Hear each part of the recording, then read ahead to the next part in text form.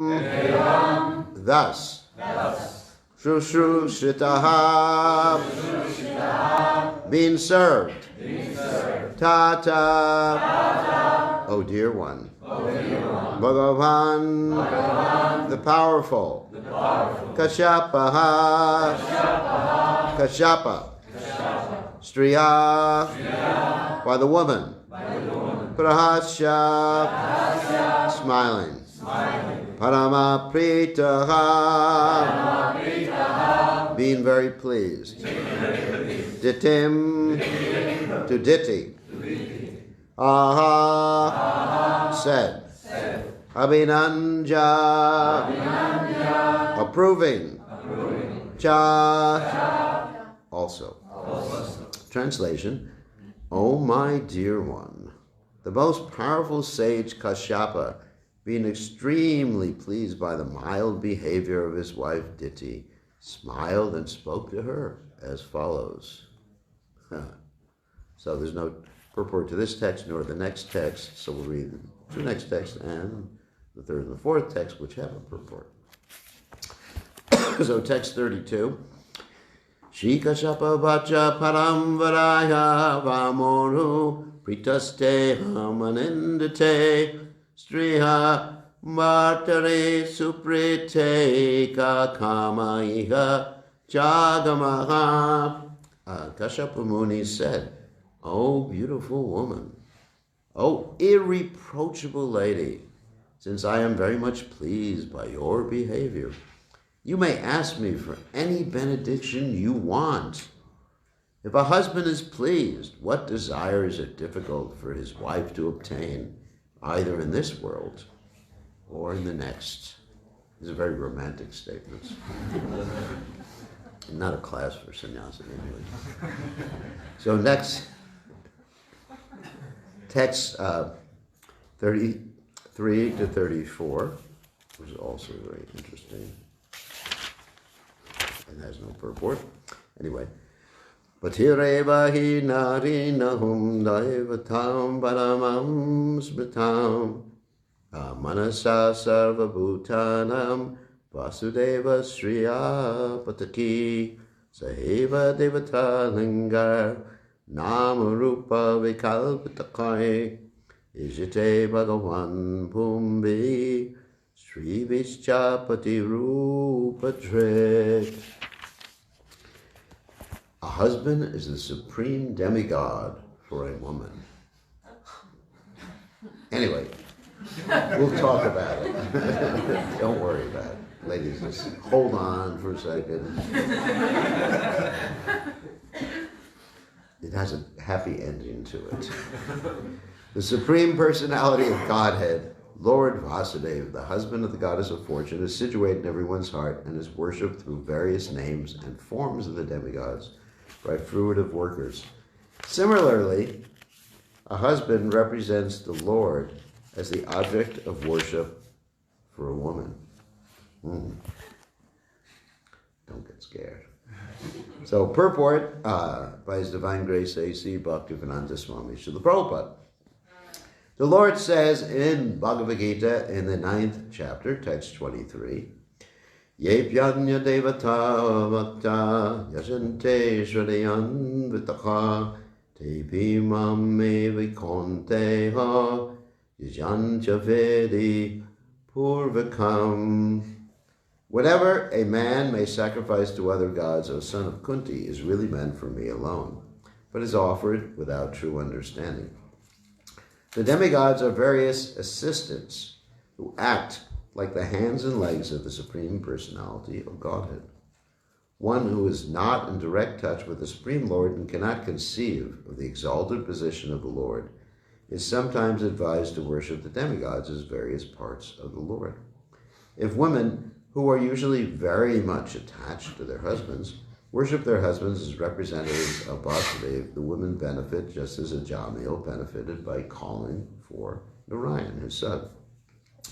Ajamil was concerned with his son, but because of his attachment to the name of Narayana, he attained salvation simply by chanting that name. In India, a husband is still called Pati Guru, the husband's spiritual master. If the husband and wife are attached to one another for the advancement in Krishna consciousness, the relationship of cooperation is very effective for such advancement.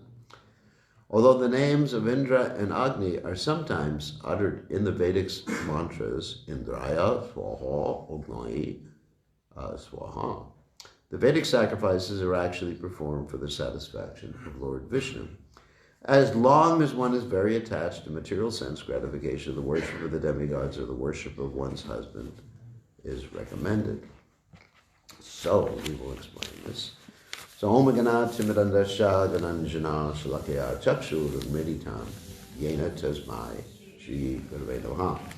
Anyway, as far as the story is concerned, Kashyapa is basically making the same mistake he made before. And that is being bewildered by his attachment to his wife. And the mistake he made before this whole story started was that he became bewildered and had a relationship with his wife, Diti, at an inappropriate time. And therefore he had two cute little boys being born, Hiranyaksha and Hiranyakashipu. So you would think he would learn, don't do what your wife wants all the time. Because if you do, you're going to have demons coming and other problems. But, it's just somehow or other he didn't learn. It's said that someone who is a leader can make, or should make, many mistakes, but he should only make the same mistake once. So if you don't learn from your mistakes, there's a problem there. Actually, it's better to learn by hearing. Actually, Prabhupada said that there's two ways you can learn. One is by doing, and the other one is by hearing. The more intelligent person learns by hearing. Like if you hear the material world is a place of ignorance, okay. You have faith, you accept it, or a place of misery. You accept it. Now why do you have to try it out? Isn't it? But some people are just determined, in spite of hearing about that, to try it out. It was like one time I was explaining to one of my disciples, wherever you go, from the highest planet to the lowest planet, from this country to that country, it's all miserable. What are you going to do when you go from one country to another? Sometimes people from America travel to Europe to see the changing of the guards at Buckingham Palace, or what Big Ben. Actually, Big Ben is on vacation right now. They're repairing the clock in the UK. What are you going to see? Or they go to Australia, which I go to sometimes, and they see the Harbour Bridge, or they see the opera, Sydney Opera is famous, all these different things like that. What are you going to see? But still they do that. So anyway, I was explaining to that one disciple, and she said, but I really want to see the icebergs. Okay. You know what an iceberg is? Iceberg is like these big ice cubes. Like when sometimes you have a soda or something, there's ice cubes in this. So she takes a boat, spends literally probably about $10,000, in these cruises to see the icebergs in Alaska.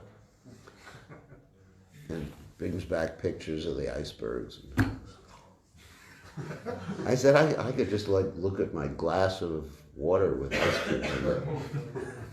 And it's the same thing. Take pictures and it would look exactly the same. So anyway, sometimes people learn by hearing, sometimes people learn by doing, but it appears in this particular case, Kashyapa, he didn't learn.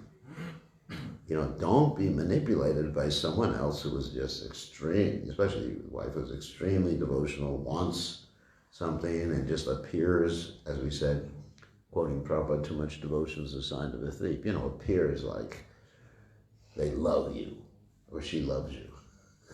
A wife can love a husband, that's not the point. But if she loves the husband, she'll be interested in the husband's welfare, not in bribing the husband, which is really what's happening here. She's just bribing the husband to get what she wants. Now, to talk about the more controversial subject matter here, A husband is the supreme demigod for a woman. And the wife is worship. The husband represents the Lord as the object of worship for a woman. Let me compare that to injunctions in the Vedic literature, other injunctions in the Vedic literature. For example, in the Vedic literatures, you have, as Prabhupada mentions here, injunctions to worship demigods. You have injunctions, as we mentioned the other day in class, that if you want to eat meat, what should you do? Does anyone remember? Once a month, on the full moon night, you cut the goat's throat, and you whisper into the goat's ear, Mamsa Kadati. Next life, you're going to get a chance to eat meat. Mamsa means eating meat. It's interesting, the name for meat in Sanskrit is you should eat meat, or you are going to eat meat. So, anyway, so you have that Vedic injunction, yeah. There are different Vedic injunctions for people in different orders of life. That's all. I mean, it's very simple. So worship of Indra, worship of the demigods is recommended for those who are very ritualistic. And therefore you have the whole 99% of the verses in the Rig Veda are statements about worship of Vishnu, not Vishnu, but Indra, mostly Indra. But you have other verses in the Rig Veda, if you look really closely, that say Yajna by Vishnu, which means the yajna is actually Vishnu, or the sacrifice is actually Vishnu. And so many hymns, so many Puranas for people in different modes of nature, right? You have 18 Puranas, 6 for people in the mode of ignorance, 6 for people in the mode of passion, 6 for people in the mode of goodness. You find injunctions, it's worship Lord Shiva, worship Indra, worship Brahma. Brahma is hardly worshipped except in Pushkara in India. Actually, he was cursed not to be worshipped. He made some big mistakes, but that's another issue. So, different shlokas for different folks, as they say. Different injunctions. I mean, just like even in Varnashram. Like, for example, one person is a grahastha, another person is a sannyasi. I'm not going to follow the injunctions meant for grahasthas. You know, be nice to your wife. What? Forget it. What are you talking about? So, so I'm going to follow the injunctions for sannyasi. So there are different injunctions for different people. So, however, people are attached and you have to recognize that. Just like Narada Muni, when he was advising Dhruva Maharaj, first of all, he tried to advise Dhruva Maharaj to go back home and behave himself like a kid. You know, go back and be with your parents. And when he saw that that was ineffective, he said, well, you worship Vishnu if you want to get a kingdom greater than that of Lord Brahma. So it's not that he thought getting the kingdom greater than that of Lord Brahma was better than anything else in this world or the ultimate goal, but he understood that he had to preach according to time, place, and circumstance. As we mentioned in the verse yesterday, Akama, Sarvakama, Moksha Karma Dharadi. Tivrena Bhakti Yogeni Yajeta Purasham Param. The one is full of material desires, desirous of liberation, or free of desires. One should worship Krishna with enthusiasm. And even in the Vedic literatures, even in the Bhagavatam, you have injunctions about meditating on the universal form. You know, so that may be applicable for some people who are impersonalists. It's like sometimes I go into a devotee's house and they have this big poster of the universal form. And I'm thinking, what am I supposed to do with it? You know, the bones of the trees are the bones of the Supreme Personality of God, the stars are the eyes. You know, all these different things. I can't relate to it. And it's a verse in the Bhagavatam. So what am I supposed to do? I can't relate to that particular type of meditation because it's not meant for me. So the same thing, In the household situation here,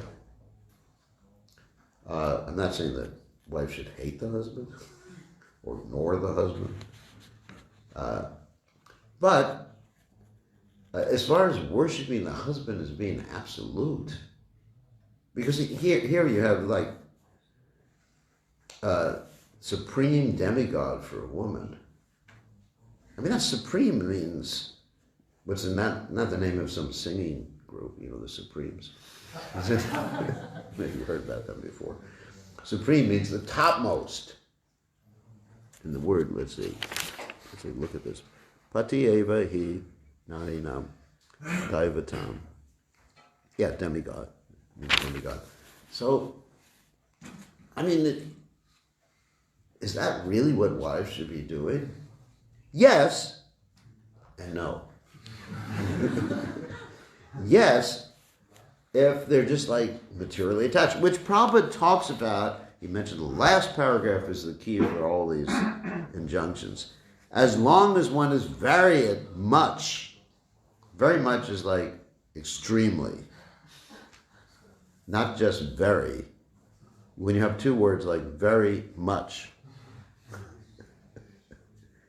it's one thing to say very attached, it's another thing to say very much. It means very, very, very much attached to material sense gratification, the worship of the demigods,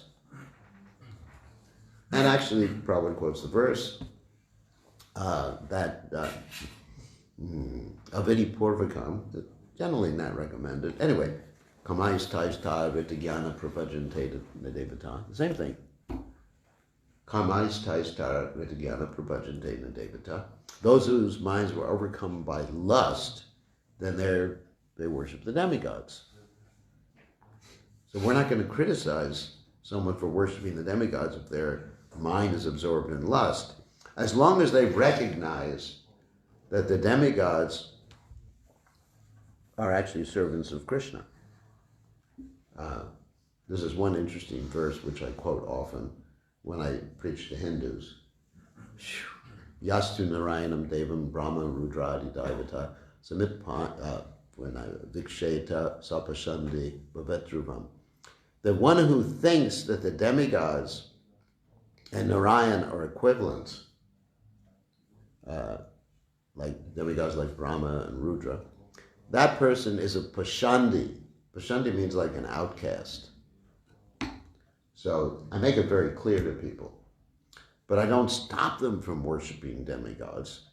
For example, I spend a lot of time in this country called Fiji, which some of you may be aware of. There's one devotee, she's not in class, but anyway, she's from Fiji, who lives here in Slovenia, Braja Prem. And they're very attached to worshiping demigods. So what I do with them is I say that, all right, you keep worshiping your demigods and put them on a little lower level on the altar. Put Krishna on a high level, and when you offer something to them, take some prasadam from Krishna's level, offer to Krishna the bhoga, and then you give it to them. Just like they do in Bhuvaneshwara. In Bhuvaneshwara, which is sometimes called Jai Shri, it's not called Jai Shri, but anyway, it's sometimes called Gupta Kashi.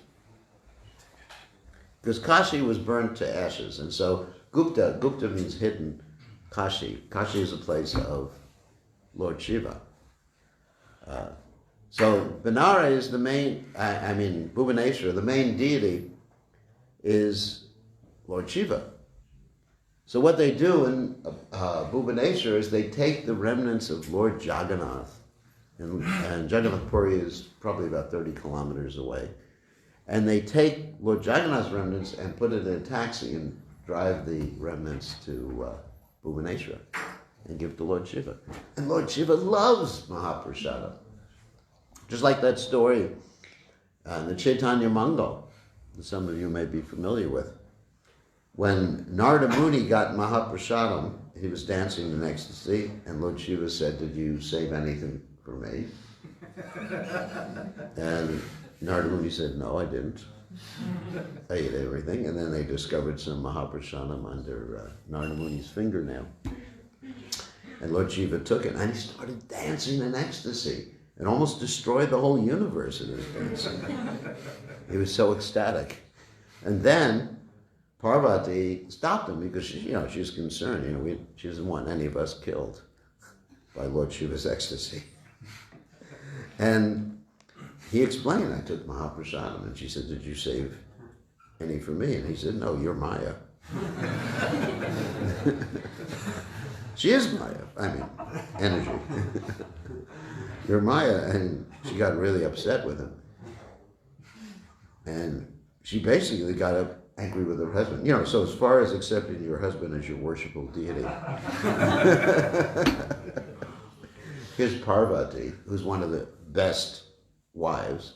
If you ever do a marriage sacrifice, you recite different names of different respectable couples. And Lord Shiva and Parvati is the two of the names. Actually, Ravana and Mandodari are other two names. Because Mandodari also spoke back to her husband Raman. Of course, my advice is if your husband is Raman, please don't speak back to him. Because you get in trouble. He may take you for prasadam or something like that.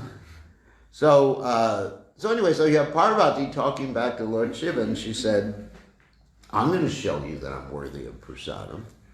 And she worshipped Lord Vishnu, and Lord Vishnu agreed to not only give her prasadam, but to give all of us Mahaprasadam. That story's in the Chaitanya Mangal.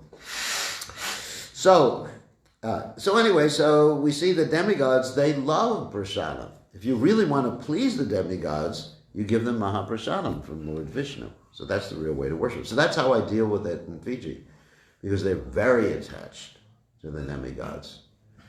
I mean, they're so attached when they join the Krishna consciousness movement, their parents tell them that if you stop worshiping the demigods, you're going to get very sick, you're going to die, your husband's going to leave you, your wife's going to leave you, and they get real nervous about the whole thing. And if, God forbid, they get the flu, then their parents tell them that's because you didn't worship Durga. You got plenty of people who get the flu who worship Durga too, So. And everyone's dying, even people who worship the demigods. So anyway, so Krishna says in the Gita, don't disturb the minds of those who are materially attached, but encourage them to work in a spirit of devotion. So this is really what's going on here. If you can't worship Krishna, then you can worship something that's bigger than you. Just like in primitive cultures. Forgive me if I'm criticizing not culture here. Just like sometimes they call the noble sages. The noble, not sages, sorry. What is it? Anyway, I forget the word right now. But the noble savages. You ever heard that expression before? It's an American expression. Like the American Indians. And actually the Indians in South America, and probably some of the native people here, like the Denovians or something like that. They had some worship. They worshiped something bigger than themselves. In South America, for example, they have these temples to the sun god. And of course, unfortunately, they were offering human beings to the sun god. They have these pyramids in Mexico, and they were offering human beings. Wasn't such a good idea. So, but at least the point is they were respecting something greater than themselves. That's a nature of human beings, to actually look for something greater, to worship something greater. And that's a step, the first step in self-realization. That's brought out in the second canto of Srimad Bhagavatam, actually. When the universal form is described, the Lord of the heart is described, these are different steps in self-realization. I mean, for example, when I was young, and I would go for camping trips, I would look up at the stars and just think, oh, how wonderful and big everything is and how small I am. Okay, that's a step. So the wife worshiping the husband is a step. And it's even better if he's a devotee. He worships the husband. So, and Also, it keeps society peaceful. I mean, if she's not a devotee, really, and she's at least devoted to her husband, and her husband happens to be like a devotee, then it keeps things peaceful. And so there's nothing wrong with that injunction. However, reading again Prabhupada's last sentence here, as long as one is very much attached to material sense gratification, the worship of the demigods or the worship of one's husband is recommended. So, what I recommend, if one is not very much attached to material sense gratification, then you worship Krishna. And both the husband and wife are devotees worshiping Krishna, and they can also be attached to each other, but not that the wife is doing puja for the husband, to the husband, said not for the husband. You know, Shri husband, Charana Padma, Kevala Bhakati Sadma, the lotus feet of my husband are the only way to achieve bhakti. Sorry if I'm offending any of the householders today. So, the men, the women are in ecstasy. So,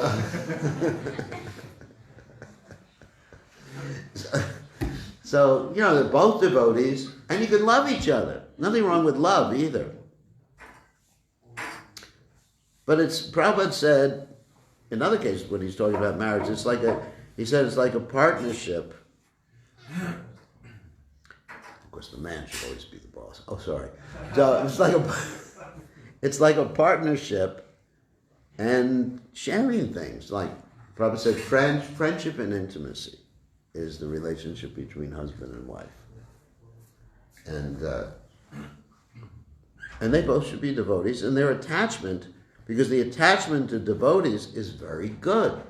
Lord Kapila describes that the very same type of attachment, when it's reposed in spiritual people or devotees, can be the cause of one's liberation. And then they serve each other.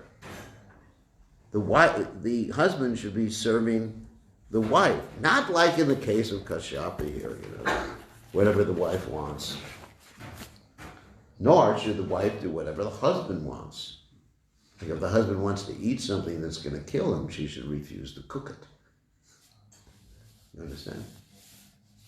And if the wife wants, like here, to kill, Indra, which is what's happening here, the husband should say, it's not a good idea. It's like, cool it, lady. People will have desires, so it's actually our duty to protect people from, protect the people we care about, whether it's husband, wife, disciple, whatever, protect them from succumbing to material desires. That's protection. The wife may want to go to some, like, South American dance, I forget the name now, in Argentina. What's that dance called? Tango. The tango.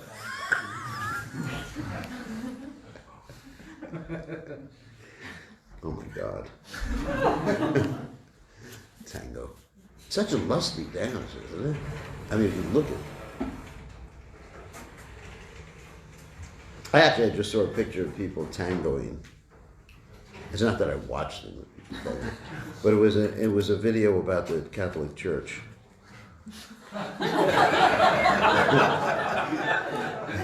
It was actually a good video. It was called Two Popes. I don't know if any of you have seen that video. And it showed what was happening in Argentina before the present Pope became Pope. Anyway, because he gave all that up. Anyway, so, if the wife says, I want a tango, you just say, no, nonsense. So you just, let's chant Hare, let's go to the temple instead and chant Hare Krishna.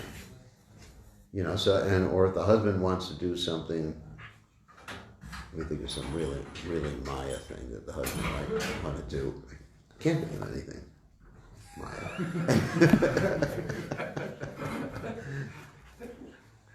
He wants to go see Star Wars. That's not really Maya.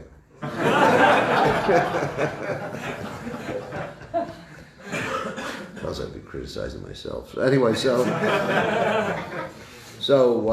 the husband wants to do something really bad, then the wife's business is to help the husband. She actually is described elsewhere. The wife is like the person who protects the husband's senses. So she has her duty too. So they're both serving each other. We're servants. And as soon as the husband thinks that I'm the pati guru, he's a rascal. Sorry. As soon as a guru thinks he's a guru, he's a rascal. That's what Bhakti Siddhanta Saraswati Thakur said. He said, anyone who thinks he's a guru is a guru. That means a cow or an ass.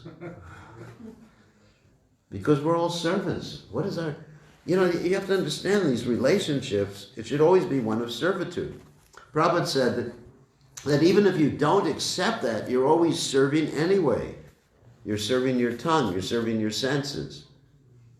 And here Kashyapa is serving Diti's senses, or sense of anger. He's serving her anger towards Indra. So you're always serving. So you might as well recognize that. And instead of involuntarily serving Krishna through his material energy, you serve him directly, and you serve the Vaishnavas. Depending if a Vaishnava is less advanced, you help them become Krishna conscious. A Vaishnava equally advanced, you make friendship. And then the Vaishnava is more advanced or pure, and then you actually become their servant. And we're all meant to serve each other. When I'm dealing with devotees, I'm not thinking, I'm the guru or the master. What is that song? Bow down, mister. Boy George song. Hare Krishna, Hare Ram. I'm thinking, I'm meant to serve this devotee.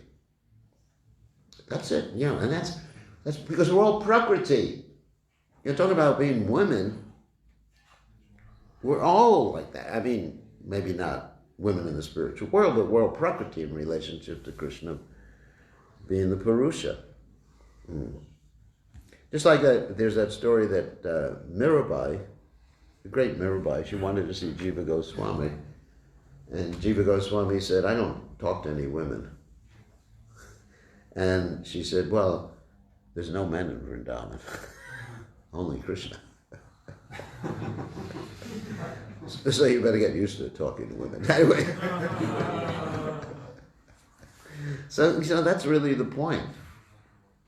We're all servants. And the husband should serve the wife. Why should it? And whoever's more advanced, that may be. The wife might be more advanced than the husband. Happens many times. Or the husband may be more advanced than the wife. Whatever. And they should love each other. They should love each other and be attached. Because that attachment is good. Sometimes we find devotees talking about, hey, you shouldn't love anybody. But, we're supposed to love everybody. And what to speak of your husband and wife, if the wife says, do you love me? What are you supposed to say? You're supposed to say, no, it's Maya. That marriage won't last very long.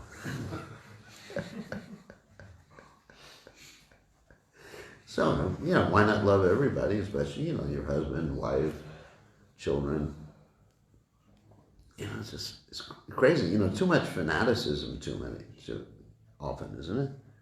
Too much fanaticism. You're not supposed to love your children. You're just like little byproducts of my sex desire, Imagine telling that to a child. For example, my brother was told by my mother, you were just an accident.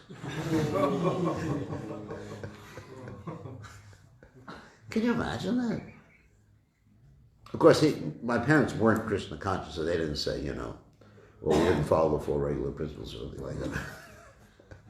But, it's just like, it's so heartless.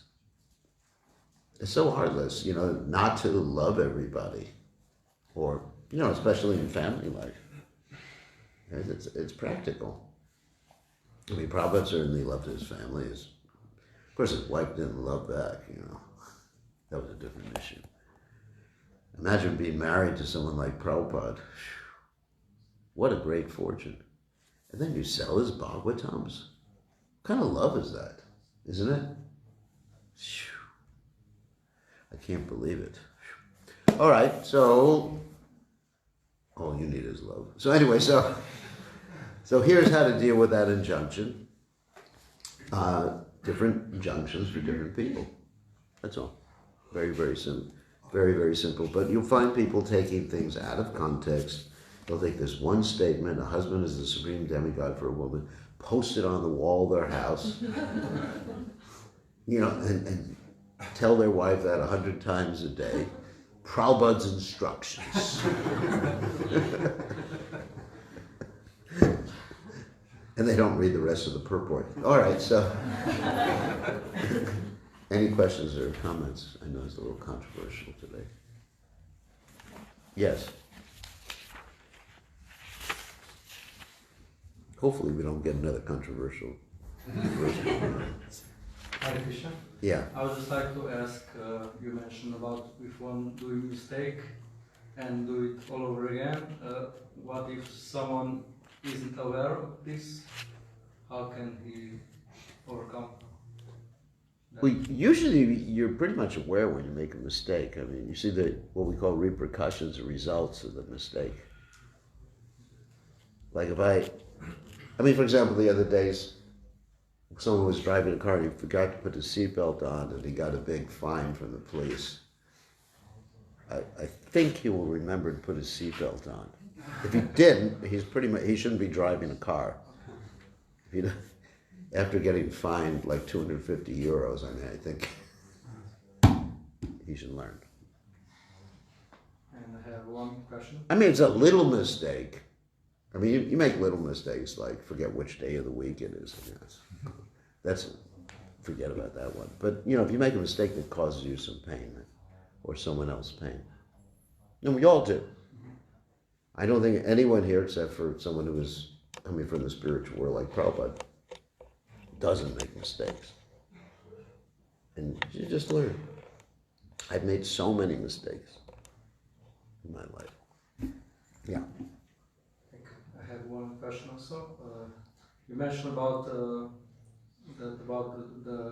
demigods. Yeah. And I'm wondering how you can engage someone who worship nature but not God. Encourage them in a spirit of devotion.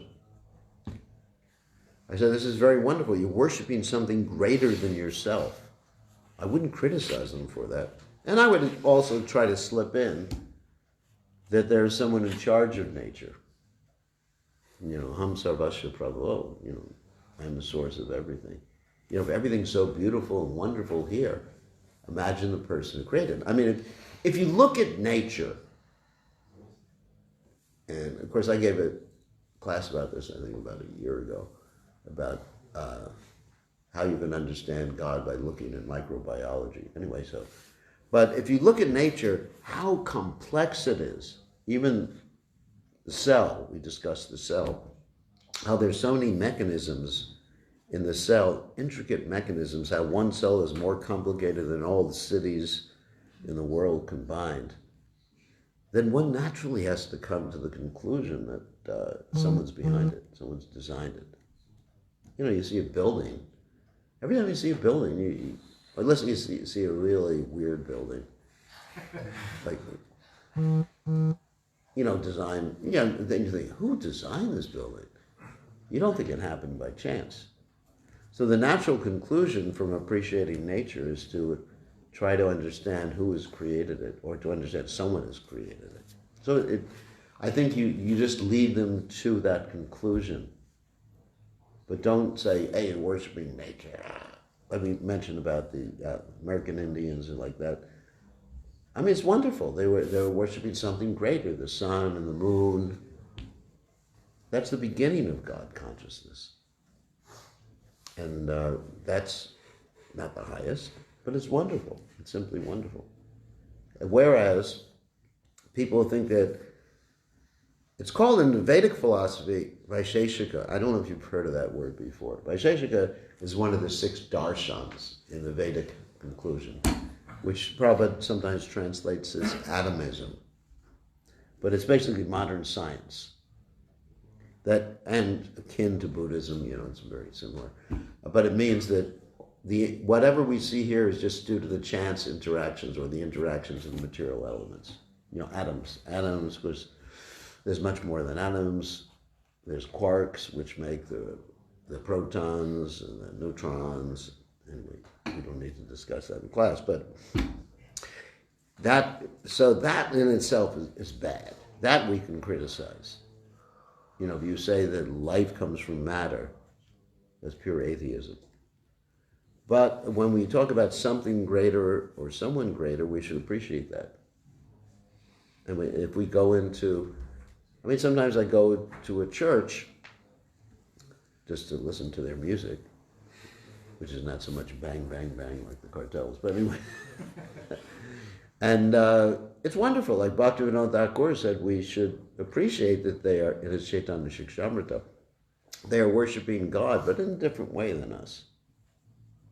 They may not have the full conception of God as, the supreme person who's most attractive, who plays his flute, but it's nice. It's just wonderful how they're worshiping something or someone greater. So we appreciate it. So don't discourage them, but encourage them to work in a spirit of devotion. Krishna says that in the Gita. So any other questions? Yes, sure. Krishna, it was very inspiring for me. And just to share first that when we were coming here, we were just talking about one of your points here, that when someone makes mistakes, first time it should be forgiven. Yeah. Especially here in Slovenia, for those people who are on highways and charge the people who don't have this small vignette. You didn't have one? No, we had, but one of our friends didn't have, and he didn't know because it was 7th, or he thought it was 7th, but it was 8th day, so he really didn't know, and they see it, and they have all listings about him that he had many times passed through Slovenia and always had it. But now it's first time he didn't have 8th day, and then it is 300 or whatever. Oh my God. To pay. So, no mercy. We're just talking about this, how it's important. If someone makes mistake, okay, he makes mistakes, first or she. It's first time you forgive. Yeah. Yeah, but my question is regarding... No, forgiving is always there. Yes. But as far as people should correct their mistakes. Yes. I usually forgive people even if they make the same mistake 100 times. I would have a question, a short question. It's about tango and similar stuff. So the question is, sometimes if a lady wants to go for a tango or a man wants to go for a tango, and if the other side say no, but then he or she today it's like that. They will have another partner to go there, and who knows where it can go. That's true. They should go together. That is true. If she's determined to tango, she should tango with her husband, not with another man, because it's a very lusty dance. That's true. Thank you for pointing that out. So if any of you ladies want to go tango, do it with your husband.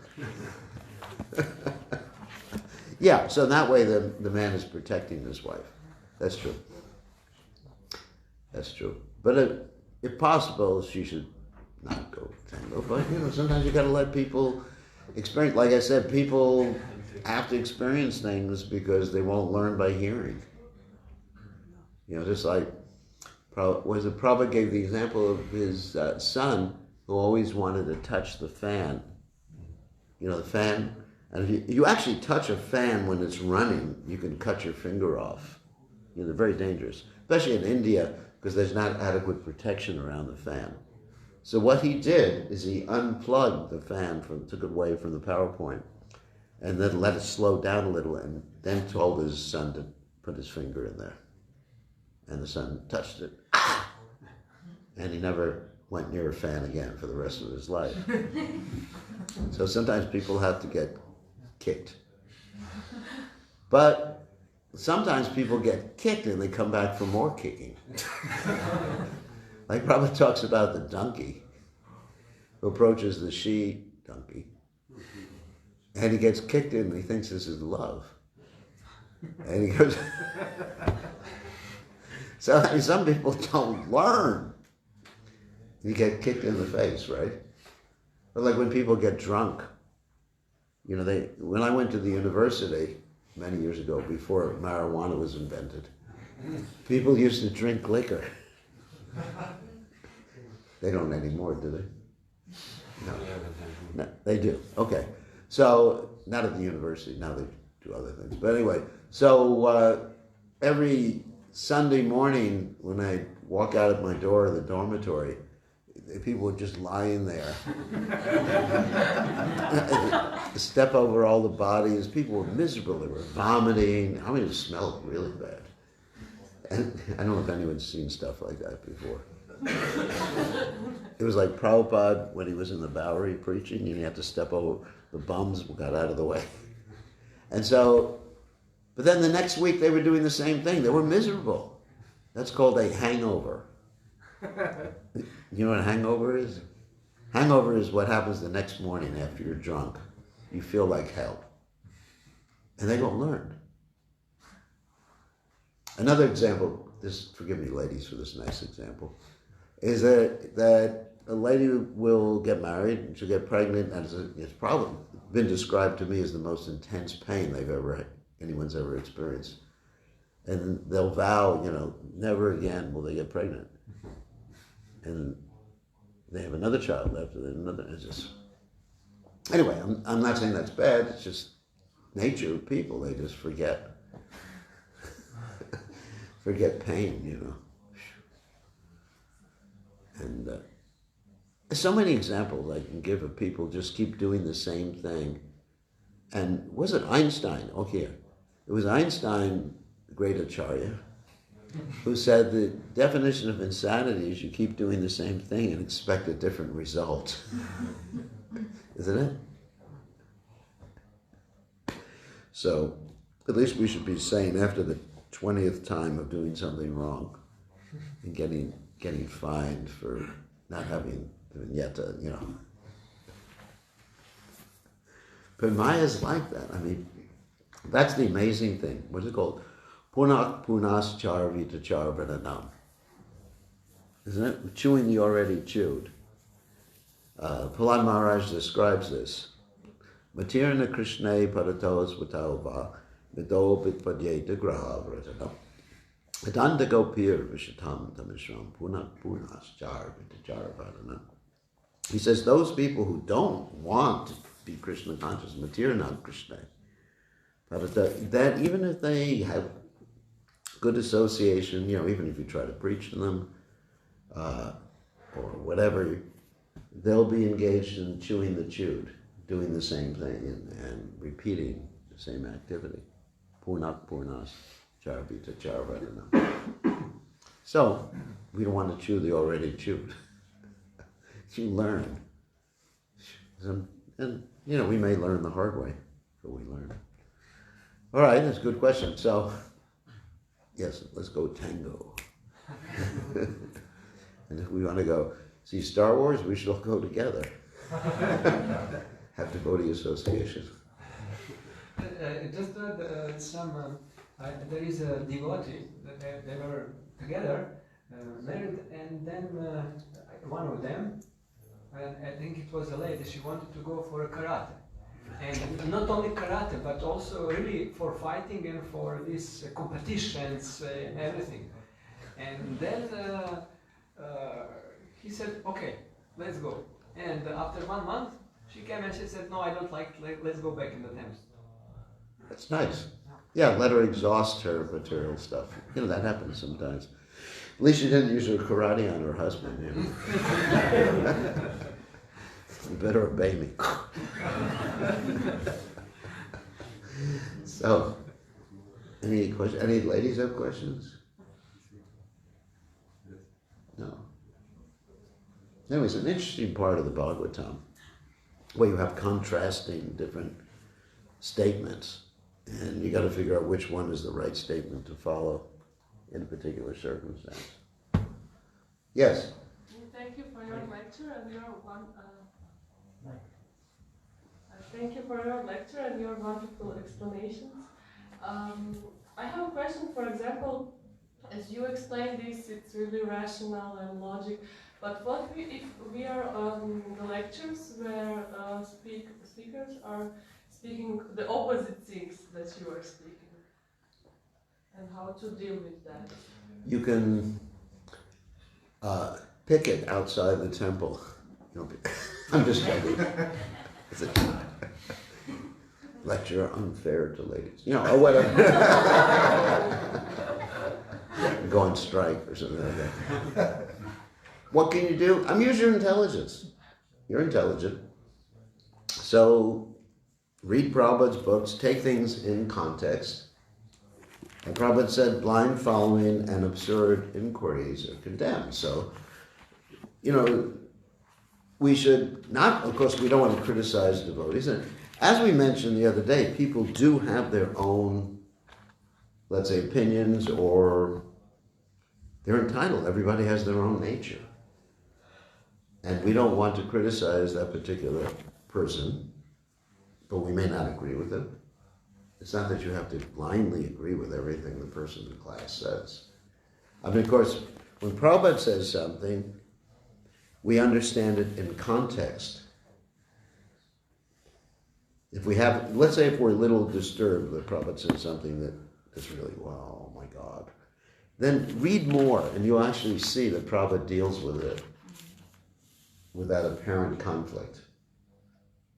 Because Prabhupada deals properly with everything, but he's presenting things from a particular angle of view in each part of the books. And you have to understand what that angle of view is.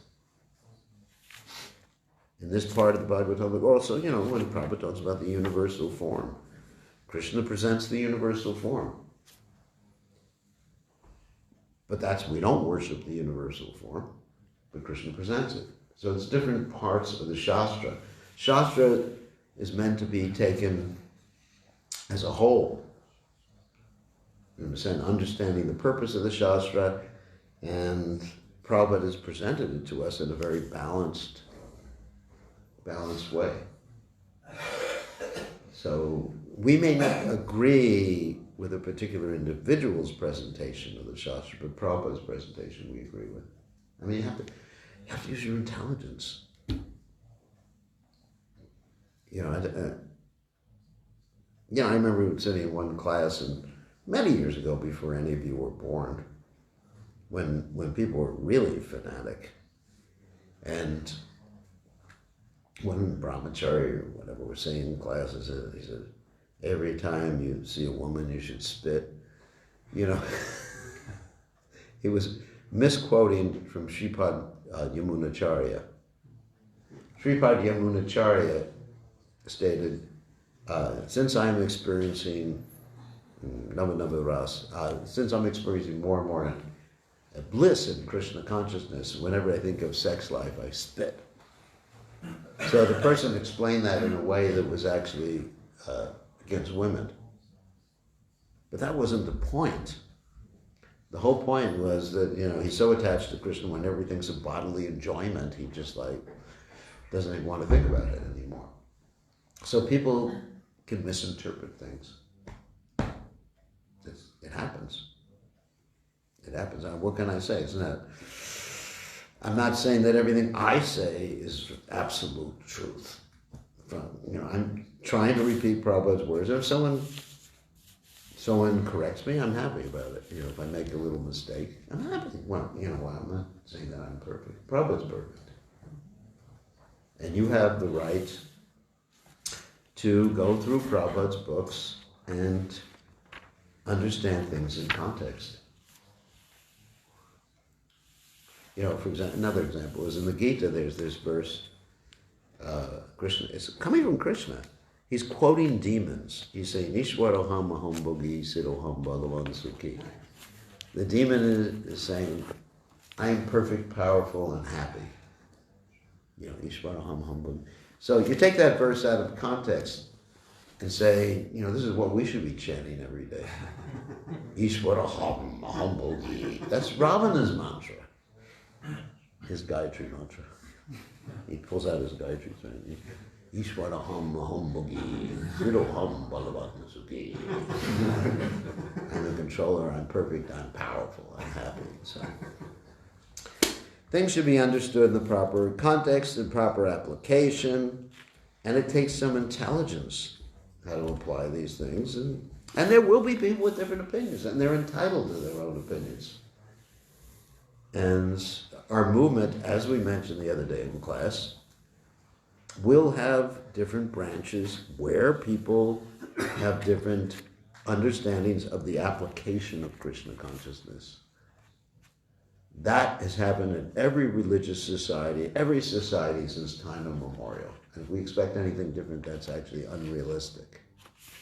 To expect, I mean, you look at the Catholic Church. We gave this example the other day because some of you weren't there. Look at the Catholic Church with all these different branches, the Jesuits and the Carmelites and the Benedictines and, this and that. And you look at, what's big of the Mormon religion, where you got the Sunnis and the Shiites killing each other. And they all think that Sufis are in Maya. So that's not a good example because, they're fighting with each other. But we should, as Prabhupada said, unity and diversity. Appreciate, learn. This is actually going to be our sacrifice for Prabhupada. Learn how to work with diverse opinions and give everybody their space. As long as the Siddhanta, the Tattva is there, then details sometimes can be adjusted. And it's going to happen. We may object to some way or other, that we all just want to have the same exact details, be like, this is a repeat of yesterday's statement, but anyway, we may be like little clones from the clone army in Star Wars. You can see I like Star Wars. So,